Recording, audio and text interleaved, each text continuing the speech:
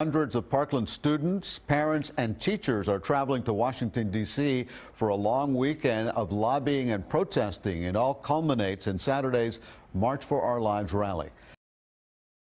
Look out, Congress, we are coming and we're not going to quit. It's a rallying cry as hundreds of Stoneman Douglas students wearing their school colors head out of South Florida for Washington, D.C. We're not going to quit. You are going to find that you've got a group that will not stop once this march is over. Our movement is just beginning, not stopping. This has been an emotional, historic day with March for Our Lives rallies in more than 800 cities in the U.S. and around the world. Speeches by young people from across the country, musical performances, and more. Fight for your lives before it's someone else's job.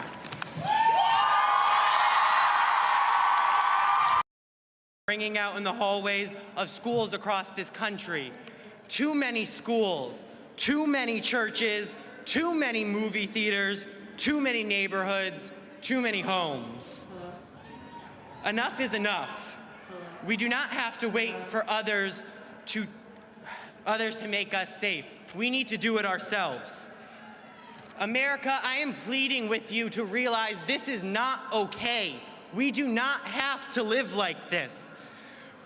To my fellow students, it is our time to stand up.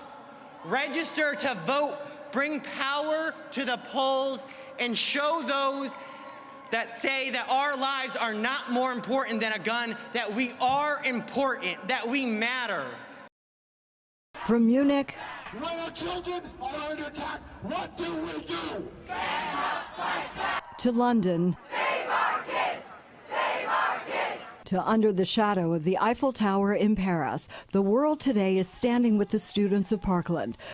Today is March 24th, 2018, and we have made history today, everyone. Now, whether you were marching or whether you were like me and just paid attention to all of the things that were happening today for March of Our Lives, just plain and simple speaking up like this can definitely make an impact. We saw that today as some of us watched millions and millions of people march for those that can't. Now, I was planning on going to El Paso, which is 40 miles away from here, and it's the city right next to mine, to document today and the events that happened. And unfortunately, I did not get to go to that, but fortunately, I do have a YouTube channel, I do have a camera, and I do have a voice. I want this video to be here in 10 years or 25 years or 60 years and know that it is currently making an impact and it's still there making an impact in the future. Let March for Our Lives and those lives that have been lost and those that are hurting and grieving, let's let them be examples. Not examples of the tragedies that have happened, but examples of what we're capable of when we all come together. I'm not talking about President Trump making a speech or having a meeting with students and talking about gun laws. I'm talking about the millions and millions and millions of people that got together today and looked like ants throughout Washington and all of the other states that hosted March of Our Lives. This is the picture I posted on Instagram today.